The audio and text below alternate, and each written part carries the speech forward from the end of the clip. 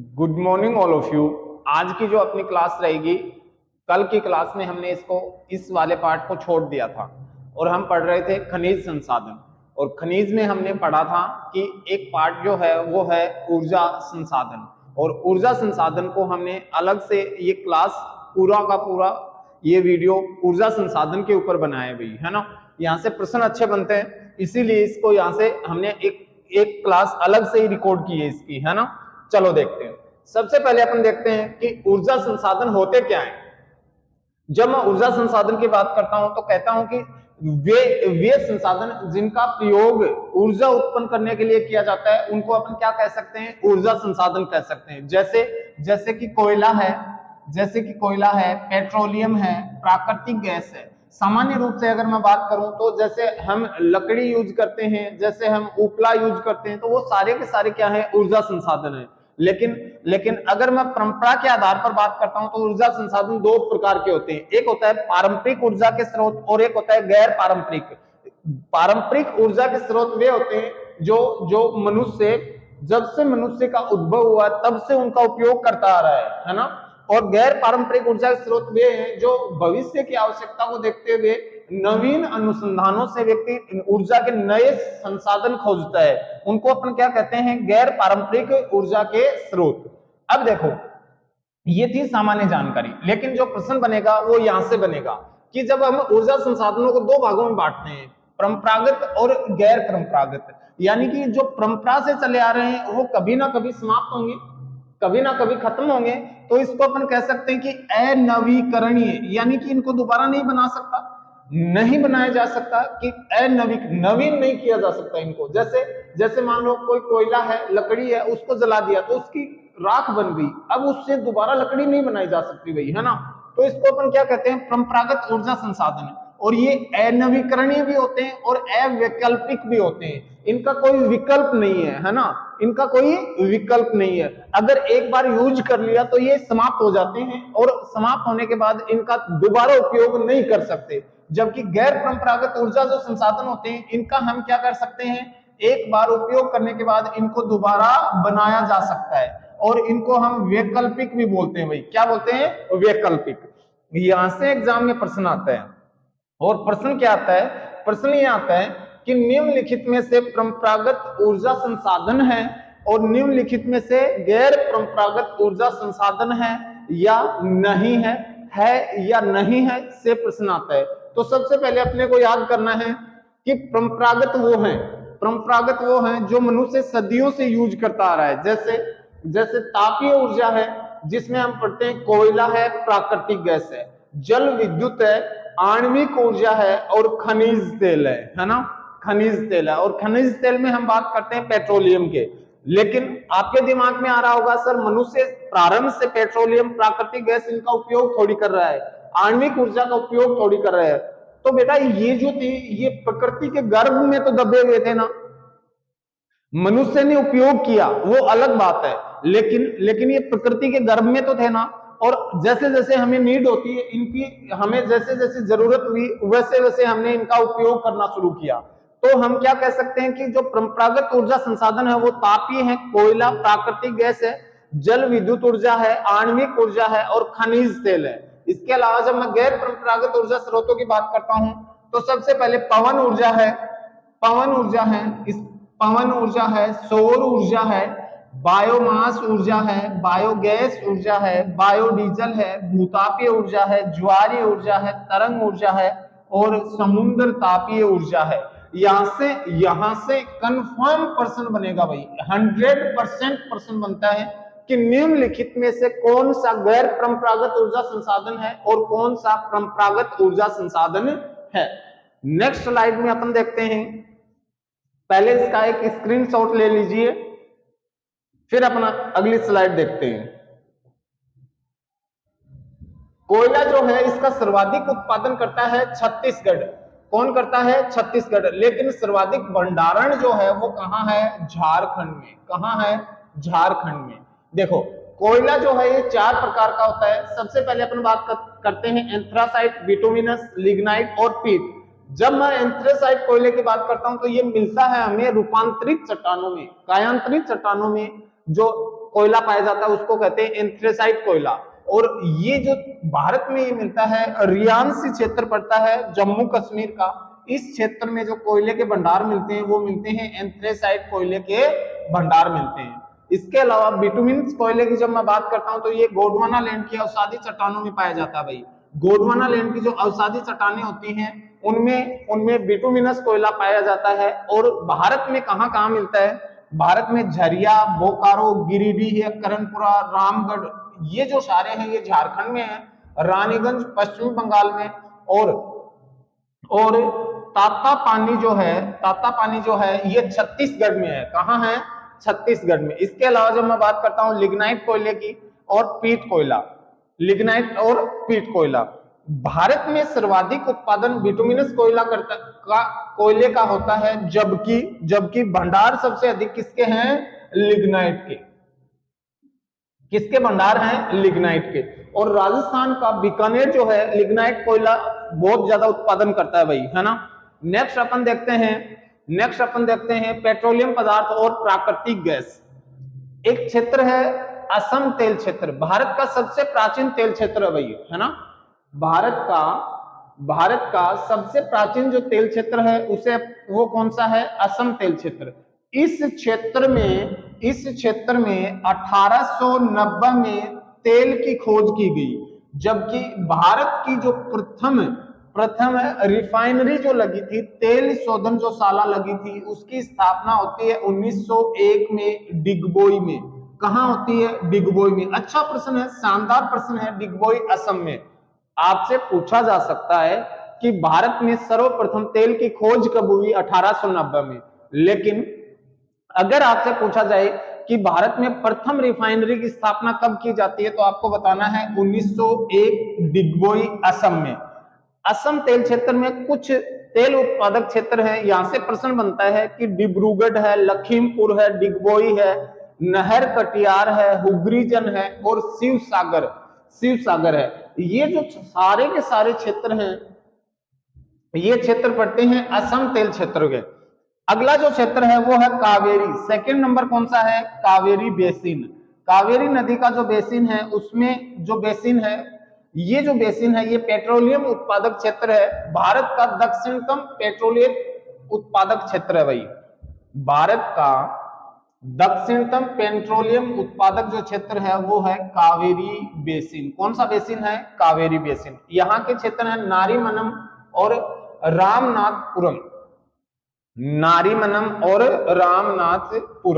Next अपन देखते हैं कि पश्चिमी अपतटीय क्षेत्र है, इसके अंतर्गत महाराष्ट्र का तटीय प्रदेश आता है। कहां का आता है, महाराष्ट्र का। और महाराष्ट्र में भी कोंकण तट, कौन सा तट है, कोंकण तट शामिल किया जाता है इसमें। और वर्तमान में भारत का सबसे बड़ा पेट्रोलियम उत्पादक जो क्षेत्र है, पेट्रोलियम उत्पादक क्षेत्र जिसे अपन कहते हैं बॉम्बे हाई। क्या कहते हैं भाई, बॉम्बे हाई। और ये बॉम्बे हाई जो है ये पश्चिमी अपतटीय क्षेत्र में स्थित है। नेक्स्ट अपन देखते हैं गुजरात तेल क्षेत्र। और भारत की सबसे बड़ी रिफाइनरी जो है वो है जामनगर। भारत की सबसे बड़ी रिफाइनरी जामनगर जो है वो गुजरात तेल क्षेत्र में स्थित है। नेक्स्ट अपन देखते हैं पूर्वी तट क्षेत्र। इसके अंतर्गत कृष्णा और गोदावरी का जो बेसिन आता है वो भाग शामिल होता है। और यहाँ भारत के सबसे बड़े प्राकृतिक गैस के भंडार मिले हैं। भारत के सबसे बड़े प्राकृतिक गैस के भंडार कहां से मिले हैं, कृष्णा और गोदावरी बेसिन से मिले हैं। और इसे अपन कहते हैं रावा अपतटीय क्षेत्र। नाम दिया है इसको क्या, रावा अपतटीय क्षेत्र। तो सबसे पहले हमने देखा कि जो पेट्रोलियम उत्पादक क्षेत्र हैं वो है असम तेल क्षेत्र और कावेरी बेसिन। उसके बाद हमने कहा पश्चिमी अपतटीय क्षेत्र है और गुजरात तेल क्षेत्र है। इसके अलावा है पूर्वी तट क्षेत्र जो है ये है। और यहां से हमने कहा कृष्णा गोदावरी का जो बेसिन है, यहां से भारत के सबसे बड़े प्राकृतिक गैस के भंडार जो मिले हैं वो कहां मिले हैं, पूर्वी तट क्षेत्रों में मिले हैं। नेक्स्ट अपन देखते हैं इसमें आणविक जो खनिज हैं उनमें 4 हैं, यूरेनियम है, थोरियम है और लिथियम है और बेरिलियम है ना। बेरिलियम है भाई, है ना। एक कौन सा है, बेरिलियम, है ना, एक है बेरिलियम।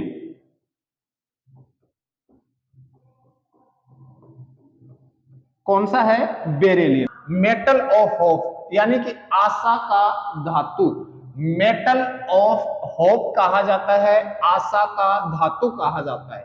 और सर्वाधिक उत्पादन और भंडारण कौन करता है, झारखंड करता है। कौन करता है, झारखंड। इंपॉर्टेंट प्रश्न है भाई, है ना। भंडारण और उत्पादन झारखंड का है। और उत्पादक क्षेत्र की जब मैं बात करता हूं तो जादूगोड़ा खान है जो कि झारखंड में है, भारत की सबसे बड़ी खान है, यूरेनियम की सबसे बड़ी खान है जादूगोड़ा। कौन सी है, जादूगोड़ा। एक उमरा क्षेत्र है राजस्थान का, और दुर्ग है छत्तीसगढ़ में। दुर्ग कहां पड़ता है, छत्तीसगढ़ में। थोरियम के भंडार मिलते हैं मालाबार तट केरल में और कोरोमंडल तट तमिलनाडु में। बेरिलियम और लिथियम जो है ये आणविक खनिज है भाई, इनके भंडार भारत में बहुत कम मिलते हैं, है ना। यहां से प्रश्न बनता नहीं है। नेक्स्ट अपन देखते हैं सौर ऊर्जा, यानी कि हमने कहा ऊर्जा संसाधन में जो परंपरागत ऊर्जा संसाधन है इसमें हमने पढ़ा तापीय ऊर्जा, जिसमें कोयला हमने पढ़ा, प्राकृतिक गैस हमने पढ़ा, इसके अलावा हमने आणविक ऊर्जा को पढ़ा और हमने पेट्रोलियम को पढ़ा। लेकिन जल विद्युत की हमने बात नहीं की। क्यों नहीं की, क्योंकि ये जो टॉपिक है, ये जो जल विद्युत ऊर्जा की जो बहुउद्देशीय परियोजनाओं में हमने इनको कंप्लीट कर लिया था। जैसे भाखड़ा नांगल परियोजना है, जैसे हीराकुंड परियोजना है, जैसे मेटूर परियोजना है, जैसे श्रीशैलम परियोजना है। तो ये सारी परियोजनाएं हमने जल विद्युत परियोजनाएं कहां कर ली थी, बहुउद्देशीय नदी घाटी परियोजनाओं में। तो अब अपन कौन से करेंगे, गैर परंपरागत ऊर्जा संसाधन। तो जब मैं गैर परंपरागत ऊर्जा संसाधन की बात करते हैं तो सबसे पहले अपन पढ़ेंगे सौर ऊर्जा को। किसको पढ़ेंगे, सौर ऊर्जा को। और यहां से प्रश्न कंफर्म बनेगा भाई, जो भी एग्जाम नजदीक आएगा उसमें यहां से प्रश्न बनेगा। सौर ऊर्जा उत्पादन में राजस्थान का भारत में प्रथम स्थान है। भारत में, अपन राजस्थान वासी हैं भाई, है ना। थार का मरुस्थल गर्म रहता है, वैसे ही तो अपने सौर ऊर्जा की विपुल संभावनाएं हैं। राजस्थान में जो सौर ऊर्जा का उत्पादन होता है वो प्रकाश विद्युत प्रभाव, जिसको अपन बोलते हैं फोटोवोल्टिक तकनीकी। अच्छा प्रश्न बनता है कि प्रकाश विद्युत प्रभाव तकनीकी जो आधारित है, इससे हम क्या करते हैं, सौर ऊर्जा का उत्पादन करते हैं। राजस्थान के फलोदी जिले में, वर्तमान में जिला कौन सा है, फलोदी। अगर ऑप्शन में जोधपुर आ जाए तो क्या होगा, जोधपुर। जोधपुर में है भड़ला सोलर पार्क, जो कि विश्व का सबसे बड़ा सोलर पार्क है। सौर ऊर्जा का विश्व का सबसे बड़ा सोलर पार्क कौन सा है, भड़ला। कौन सा है भाई, भड़ला। इसकी क्षमता है 2245 मेगावाट। कितनी है, 2245 मेगावाट। और सेकंड नंबर पे आता है कर्नाटक में एक जगह है पावगढ़ तहसील, और इसमें है शक्ति स्थल। और ये जो शक्ति स्थल है ये दूसरा सबसे बड़ा सोलर पार्क है, जिसकी क्षमता है 2050 मेगावाट। पहला कौन सा है, भड़ला, और दूसरा है शक्ति स्थल। पहला है भड़ला और दूसरा है शक्ति स्थल। अब देखो एक करंट का प्रश्न है भाई ये, कि 10 जुलाई 2020 को प्रधानमंत्री मोदी जी ने मध्य प्रदेश के रीवा में 750 मेगावाट क्षमता के सोलर प्लांट को राष्ट्र को समर्पित कर दिया है। यानी कि 10 जुलाई 2020 को प्रधानमंत्री मोदी जी ने मध्य प्रदेश के रीवा में एक सोलर प्लांट को राष्ट्र को समर्पित कर दिया है ना। तो यहां से पूछा जा सकता है भाई रीवा में, है ना, रीवा में। नेक्स्ट अपन देखते हैं उत्तर प्रदेश का रामपुरा गांव अपना सौर ऊर्जा प्लांट लगाने वाला भारत का प्रथम गांव बना है। यानी कि इन्होंने स्वयं का सौर ऊर्जा प्लांट लगाया है। और किसने लगाया है, रामपुरा गांव में। किसने लगाया है, रामपुरा गांव में। योगी जी के प्रदेश में लगाया गया भाई, रामपुरा में, है ना। तो भगमा वैसे ही हो रखा है, राम राम। तो याद रखना, रामपुरा में अपना स्वयं का क्या लगाया है, सौर ऊर्जा प्लांट। सौर तालाब परियोजना जो है वो भुज गुजरात में स्थापित की गई है, सौर तालाब परियोजना। जबकि मैं बात करता हूं कि हरियाणा का एक है ग्वाल पहाड़ी में भारत और फ्रांस के इंपॉर्टेंट है भाई, भारत और फ्रांस के सहयोग से सौर ऊर्जा अनुसंधान केंद्र की स्थापना की गई है। किसकी स्थापना की गई है? सौर ऊर्जा अनुसंधान केंद्र की। फैक्ट है बेटा, याद रखने हैं। सबसे बड़ा कौन सा है? भड़ला। सबसे बड़ा कौन सा है? भड़ला। दूसरा है कर्नाटक। और रामपुरा गांव जो है वो सौर ऊर्जा प्लांट स्थापित करने वाला पहला गांव है। और सौर तालाब परियोजना की शुरुआत भुज गुजरात से होती है। नेक्स्ट अपन देखते हैं पवन ऊर्जा। कौन सी ऊर्जा? पवन ऊर्जा। तमिलनाडु के कन्याकुमारी पवन ऊर्जा जो है मुपंडल पवन ऊर्जा इकाई देश की सबसे बड़ी पवन ऊर्जा इकाई है। कौन सी इकाई है? सबसे बड़ी पवन ऊर्जा इकाई है मुपंडल पवन ऊर्जा इकाई सबसे बड़ी है, जिसकी क्षमता कितनी है? 1500 मेगावाट। कितनी है भाई? 1500 मेगावाट। राष्ट्रीय पवन ऊर्जा संस्थान कहां स्थापित की गई है? चेन्नई में। अच्छा प्रश्न है, चेन्नई में। नेक्स्ट अपन देखते हैं भारत में प्रथम स्थान पवन ऊर्जा में किसका है? तमिलनाडु का। और सेकंड कौन है? महाराष्ट्र। राजस्थान चौथे नंबर पे आता है भाई, है ना। ज्वारीय ऊर्जा में हम बात करते हैं समुद्र में उठने वाली ज्वार भाटा की सहायता से जो तटीय क्षेत्रों में विद्युत उत्पन्न की जाती है उसे क्या कहते हैं? ज्वारीय ऊर्जा। भारत में खंबात की खाड़ी है, कच्छ की खाड़ी है और हुगली का जो ज्वार नदमुखी क्षेत्र है, इस क्षेत्र में ज्वारीय ऊर्जा की विपुल संभावनाएं हैं। भारत कोशिश कर रहा है यहां से ज्वारीय ऊर्जा उत्पन्न की जा सके। नेक्स्ट अपन देखते हैं बायोमास ऊर्जा। कौन सी ऊर्जा है? बायोमास, यानी कि कृषि के जो अपशिष्ट होते हैं, जैसे कि चावल की भूसी है, सरसों की खल है, कपास है, गेहूं है, गन्ना है, इनके जो डंठल होते हैं और इसके अलावा जो शहरी कचरा होता है, इसका उपयोग करके जो विद्युत उत्पन्न की जाती है उसको अपन क्या कहते हैं? बायोमास। क्या बोलते हैं? बायोमास ऊर्जा। और पंजाब का एक जगह है जलखेरी। कौन सी जगह है? जलखेरी में धान की भूसी से विद्युत उत्पादन की जाती है भाई, है ना, उत्पन्न की जाती है। इंपॉर्टेंट प्रश्न है। जबकि शहरी कचरे से दिल्ली का तो ओखला और तिमारपुर जो क्षेत्र है वो शहरी कचरे से बिजली उत्पन्न करता है। तो इसको अपन क्या कहते हैं? बायोमास ऊर्जा, यानी कि जो कृषि जो अपशिष्ट होते हैं उनका उपयोग करके या जो शहरी कचरा होता है उसका उपयोग करके जो ऊर्जा उत्पन्न की जाती है उसको कहते हैं बायोमास ऊर्जा। कौन सी ऊर्जा है? बायोमास ऊर्जा। नेक्स्ट अपन देखते हैं बायोगैस, यानी कि पशुओं के जो अपशिष्ट पदार्थ होते हैं उनका उपयोग करके जो विद्युत ऊर्जा उत्पादन की जाती है उसको अपन बोलते हैं बायोगैस, है ना। ध्यान रखना भाई यहां से, है ना। बायोगैस का जो मुख्य घटक होता है वो होता है मीथेन और CO2। मीथेन का 65% भाग होता है भाई, है ना, और 35% हिस्सा किसका होता है? CO2 का, है ना। अब देखो बायोडीजल, जेट्रोपा रतन जोत की सहायता से बायोडीजल का निर्माण किया जाता है। और देश का पहला बायोडीजल संयंत्र आंध्र प्रदेश के काकीनाडा में स्थापित किया गया था। कहां स्थापित किया गया था? आंध्र प्रदेश के काकीनाडा में, है ना, आंध्र प्रदेश के काकीनाडा में। तो इसी के साथ हमने देखा कि कंप्लीट जो ऊर्जा संसाधन है उसमें देखो सबसे पहले हमने कहा कि ऊर्जा संसाधन दो प्रकार के होते हैं। एक होता है परंपरागत ऊर्जा संसाधन और दूसरा होता है गैर परंपरागत ऊर्जा संसाधन। परंपरागत में हमने कोयला पढ़ा, प्राकृतिक गैस को पढ़ा, पेट्रोलियम को पढ़ा और आणविक ऊर्जा को पढ़ा। और आणविक ऊर्जा में कहा कि जादूगोड़ा जो खान है भारत की सबसे बड़ी यूरेनियम की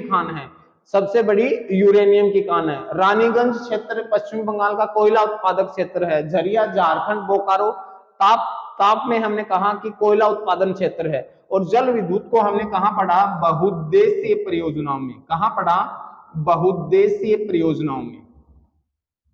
और बहुउद्देशीय परियोजनाओं में हमने कहा कि जल विद्युत परियोजनाएं बहुत सारी हैं, जैसे भाखड़ा नांगल है, हीराकुंड है। जैसे चंबल नदी पर बात करते हैं तो हम कहते हैं ज्वार सागर है, प्रताप सागर है, जो महाराणा प्रताप है, इसके अलावा हमने बहुत सारी परियोजनाएं जल विद्युत परियोजना में पढ़ी है ना।